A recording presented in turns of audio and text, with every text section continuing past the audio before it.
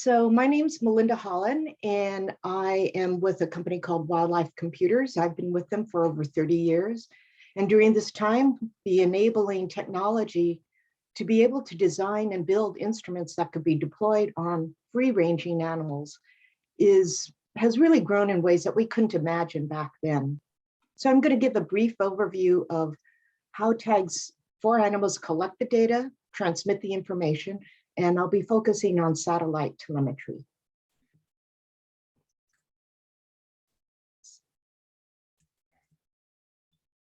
So tags incorporate low power sensors that stabilize really quickly to collect the data.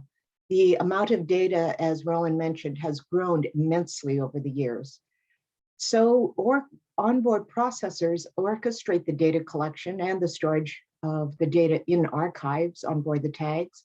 And in the case of satellite tags, there is event detection and compression routines that transform the data into information packets or messages that can actually be transmitted to the satellites.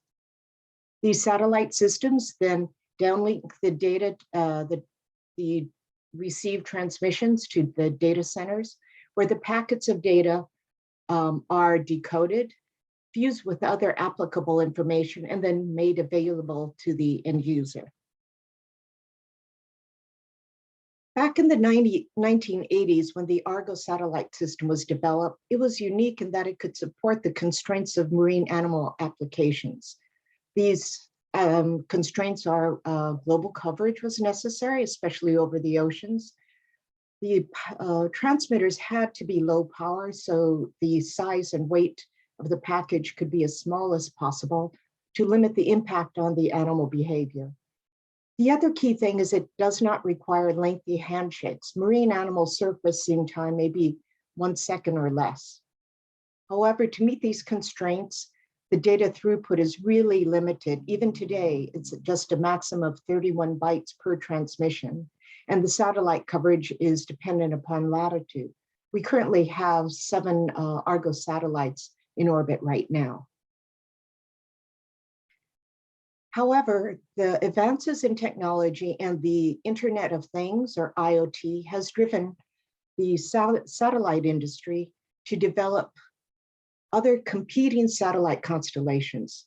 These use the smaller, much less expensive nanosatellites.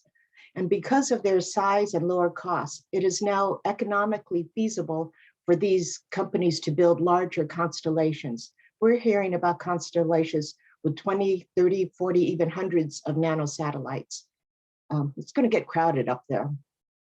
But what this means for us is there's the ability to have more satellite coverage, a shortened latency between the reception of the information packet and the availability to the end user. This means we're getting closer to real-time reception and analysis of data that are collected.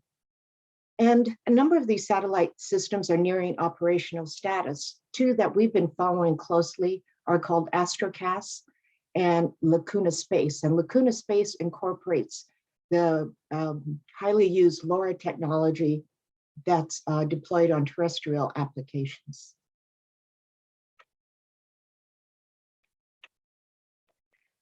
Even Argos is evolving their older satellite receivers to be small enough to be carried on nanosatellites. This is a slightly older slide. One of the larger 8 satellites has been decommissioned, so we currently have 7, as I mentioned. But in 2023, we should be having a constellation of 25 satellites. I'm still a little bit hesitant that they're going to hit the 2023 launch time because you think these things always tend to be delayed, but we're really hopeful. So by 2023, 24, 25, we're going to have these multiple satellite systems available for us to use. However, due to animal behavior, remember I mentioned that marine animals only surface briefly, and the power constraints, the size of the messages that we will be able to transmit will remain small. But right now, the microprocessors and the ability to the techniques to analyze large volumes of data has increased incredibly rapidly. There are more powerful deterministic algorithms, and AI ML is now being deployed on analyzing data that are collected on board from animal tags. So a second horizon framework goal would be to achieve, to incorporate these existing technologies, the more powerful processors and the more sophisticated algorithms on board the tag itself, so that we can actually transmit more information via whatever satellite system we use. And then on the third horizon, I believe that the tag architecture needs to be what we're calling telemetry agile. We don't know what the next telemetry system will be it satellite, ground-based, or a combination of both. So in order to take full advantage of these systems, the various tags that exist, and there are just hundreds and hundreds of models out there, not only created by our company, but others like Sea Mammal Research Unit, Microwave Telemetry, Telonix, that's just a few, who do create for commercial availability that we could just provide to the community. These all need to be transformed to be telemetry agile. And this is going to be a challenge as the technology is just evolving right under our feet. And with that, I hope I'm within my 10 minutes and want to thank you for your attention. Thank you so much. We had a couple of questions. Aki, I know yours got answered by Danny, but do you want to jump in and ask it here?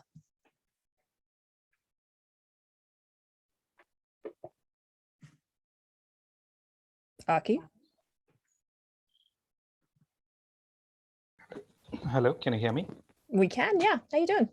Hi, thank you. I'm curious to know what kind of platforms that are being used, NoSQL versus SQL service, because the use cases of how you store the data, that's the first challenge in handling big data. Thank you. I'm sorry, you're saying how the data are stored on board the tag or in the data systems, the data centers? On board the tag, we don't have the ability to use tools such as SQL yet. So we do store the data in a compressed raw format.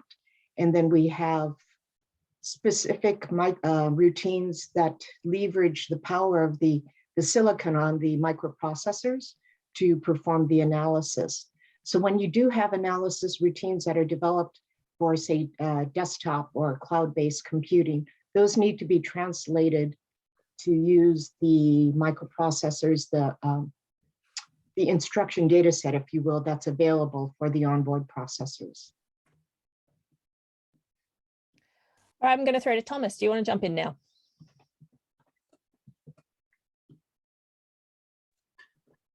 Sure. My question was fairly straightforward. Just I'm wondering that it seems like onboard processors seem like a great tool for a lot of these data-rich things like accelerometers and magnetometers. But I'm just wondering what the power implications are. That's what's evolving so rapidly. These lower power sensors, both the accelerometers, magnetometers, and the microprocessors are becoming available. And this is driven by industry. The Internet of Things is requiring that as well. So a class of microprocessors that we've been looking at are called ARM. And again, their physical size and power requirements have really, really dropped compared, well, don't even need to go back 30 years just from the processors we used 10 years ago.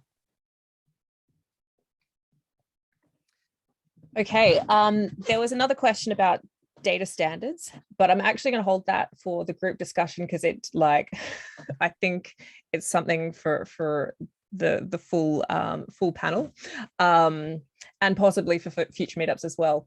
So thank you very much, Melinda. We'll call you back after our other two speakers. Yuuki, do you want to Thank do you you. want to jump in?